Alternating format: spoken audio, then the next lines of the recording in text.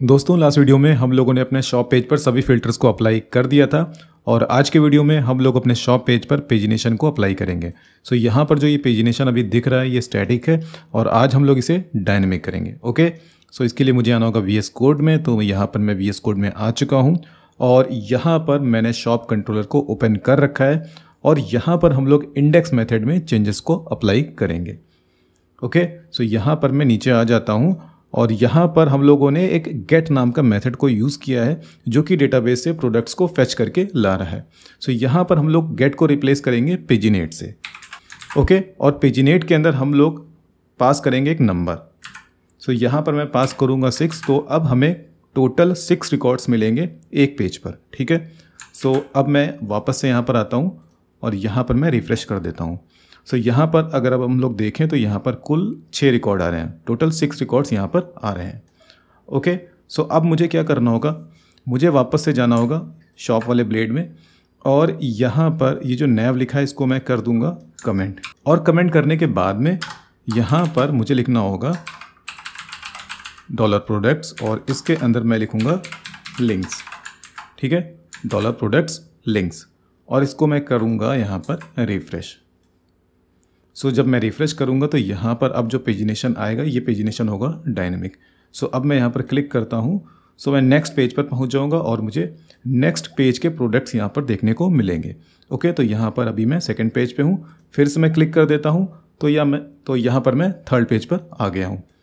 सो अब मैं यहाँ पर एक काम करता हूँ, यहाँ पर मैं सेलेक्ट करता हूँ एक कैटेगरी और कैटेगरी के अंदर मैं सब कैटेगरी पे क्लिक कर देता हूँ। तो यहाँ पर मैंने लैपटॉप के अंदर मैक पे किया है click.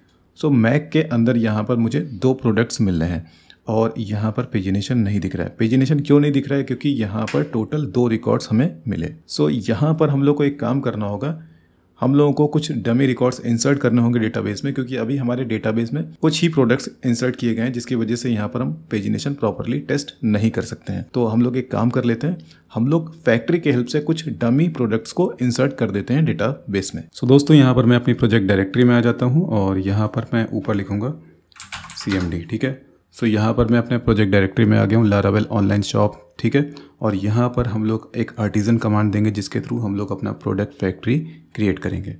PHP artisan make factory product factory. Okay, so मैं एंटर प्रेस कर देता हूँ तो हमारा एक प्रोडक्ट फैक्ट्री क्रिएट हो जाएगा और ये हमें मिलेगा डेटाबेस के अंदर फैक्ट्रीज के अंदर प्रोडक्ट फैक्ट्री। ओके, सो अब हम लोग प्रोडक्ट फैक्ट्री को कॉन्फ़िगर करेंगे। ठीक है, और इसकी हेल्प से हम लोग डेटाबेस में डमी डेटा इंसर्ट करेंगे। सो यहाँ पर ऊपर आ जाते हैं। सबसे पहले बात कर लेते हैं टाइटल की। सो टाइटल के लिए हम लोग यहाँ पर फेक मेथड का यूज़ करेंगे और हमारा प्रोडक्ट का नाम यूनिक होगा, नेम। ठीक है, और टाइटल के बिहाफ पर हम लोग स्लग को भी क्रिएट करेंगे। तो यहाँ पर $slug str स्लग। ओके, और यहाँ पर मैं पास कर दूंगा $टाइटल और यहाँ पर स्लग को यूज़ करने के लिए उसका लाइब्रेरी भी यहाँ पर इंपोर्ट करना पड़ेगा। तो यहाँ पर इल्यूमिनेट सपोर्ट और यहाँ पर str। ओके, सो अब हम लोग यहाँ पर लिखते हैं टाइटल इक्वल्स टू $टाइटल, फिर इसके बाद स्लग और $स्लग। ओके, इसके बाद हमारा कैटेगरी आईडी कॉलम है। सो कैटेगरी आईडी के लिए हम लोगों को कैटेगरी का आईडी देखना पड़ेगा। सो यहाँ पर हम लोग 2 कैटेगरीज़ को ही टारगेट करेंगे, मतलब 2 कैटेगरीज़ में ही हम लोग डमी डेटा इंसर्ट करेंगे। सो एक बुक्स कैटेगरी को हम लोग टारगेट कर लेते हैं और दूसरा लैपटॉप। ठीक है, सो पहले बुक्स कैटेगरी की बात कर लेते हैं। तो मैं कैटेगरीज टेबल को ओपन कर लेता हूँ और यहाँ पर बुक्स के केस में बुक्स का कैटेगरी आईडी है 28 और अब इसकी सब कैटेगरीज को भी देख लेते हैं यहाँ पर। सो बुक्स के केस में ये रहा 28, तो यहाँ पर 5 है सब कैटेगरी आईडी और 6 है सब कैटेगरी आईडी। सो यहाँ पर आ जाते हैं वापस से और कैटेगरी आईडी हम लोग को यहाँ पर हार्ड कोडेड देना है 28। ठीक है, और सब कैटेगरी आईडी हम लोग रैंडमली उठाएंगे। तो इसके लिए हम लोग यहाँ पर क्या करेंगे,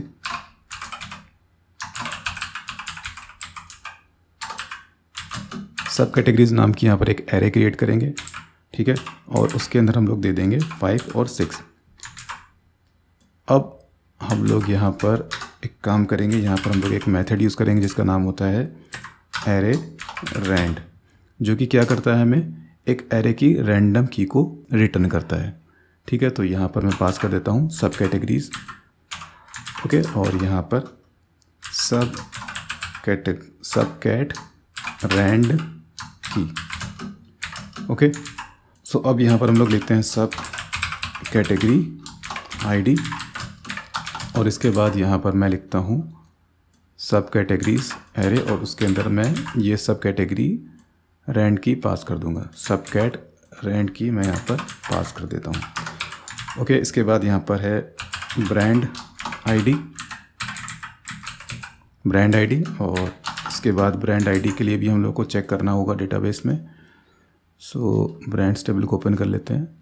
यहाँ पर है 1 2 6 7 8 9, तो यहाँ पर इसको यूज़ कर लेते हैं, ब्रांड्स 1 9, ओके। और इसको हम लोग क्या करेंगे, यहाँ पर इसको चेंज कर देते हैं ब्रांड रैंडम की, और इसको यहाँ पर पास कर देते हैं, और यहाँ पर इसको कॉपी कर लेते हैं, इसको पेस्ट कर देते हैं यहाँ पर ब्रांड्स, और इसके अंदर ब्रांड रैंड की, ओके। अभी यहाँ पर प्रॉब्लम क्या है, अच्छा यहाँ पर ये 2 बार लिख दिया मैंने, ओके। सो इसके बाद अगला हमारा कॉलम होगा प्राइस हो गया, प्राइस, और प्राइस में हम लोग यहाँ पर रैंड के अंदर 10 से लेकर के 1000 तक के प्राइसेस को एंटर कराएंगे। फिर इसके बाद हमारा अगला कॉलम होगा SKU, जो कि मैंडेटरी है। यहाँ पर भी हम लोग रैंड को यूज़ करेंगे, रैंड 1000 से स्टार्ट करेंगे और 10,000 तक कोई भी रैंडम नंबर हमारा SKU का काम करेगा, ओके। इसके बाद हमारा ट्रैक क्वांटिटी कॉलम था डेटाबेस में, और उसमें मैं यहाँ पर दे देता हूँ यस। फिर इसके बाद यहाँ पर क्वांटिटी में मैं यहाँ पर दे देता हूँ हार्ड कोडेड 10। इसके बाद हमारा अगला कॉलम होगा इज़ फीचर्ड,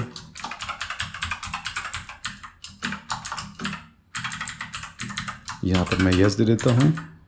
इसके बाद अगला कॉलम हमारा है इस फीचर्ड के बाद स्टेटस, यहाँ पर मैं 1 पास कर देता हूँ। एक बार मैं टेबल चेक कर लेता हूँ, प्रोडक्ट्स टेबल स्ट्रक्चर पे मैं क्लिक कर देता हूँ यहाँ पर। सो टाइटल हो गया, स्लग हो गया, प्राइस हो गया, कैटेगरी आईडी, सब कैटेगरी आईडी, ब्रांड आईडी, इस फीचर्ड भी हो गया, SKU भी हो गया, ट्रैक क्वांटिटी स्टेटस, बिल्कुल सही है। हम लोगों ने इसको प्रॉपर सेट कर लिया है। अब हम लोग इसको रन करते हैं। तो रन करने के लिए यहाँ पर मुझे लिखना होगा, अच्छा यहाँ पर रन करने से पहले हम लोगों को एक फ़ाइल ओपन करनी होगी सीडर्स के अंदर, डेटाबेस सीडर, और यहाँ पर हम लोगों को कितने प्रोडक्ट्स क्रिएट करने हैं तो वो यहाँ पर हम लोग को देना होगा। सो यहाँ पर प्रोडक्ट फैक्ट्री के अंदर 30 मैंने दे दिया, तो मैं 30 प्रोडक्ट्स क्रिएट करूँगा, ठीक है। सो अभी यहाँ पर से लिखते हैं PHP artisan DB seed, seeding started, okay, और ये कंप्लीट हो गया। तो अब हम लोग जाते हैं कहाँ पर, यहाँ पर आ जाते हैं, मोटिवेशन पे क्लिक करते हैं। सो यहाँ पर मोटिवेशन के अंदर हमारे ये डमी प्रोडक्ट्स इंसर्ट हो गए, और बिज़नेस पे क्लिक करता हूँ। सो यहाँ पर भी इंसर्ट हो गए हैं, ओके। तो इतना काम हो गया। अब हम लोग क्या करते हैं, लैपटॉप के लिए भी इसी तरह से हम लोग डमी प्रोडक्ट्स को इंसर्ट कर देते हैं। तो लैपटॉप के केस में आ जाते हैं, और यहाँ पर ये रहा कैटेगरी, सब कैटेगरीज टेबल। अच्छा, कैटेगरीज टेबल मैंने ओपन नहीं किया तो मैं ओपन कर लेता हूँ, और लैपटॉप का आईडी है 22, और यहाँ पर सब कैटेगरी का आईडी क्या है 22 के लिए 11 12 13 14, ओके। तो यहाँ पर जल्दी से चेंजेस कर लेते हैं।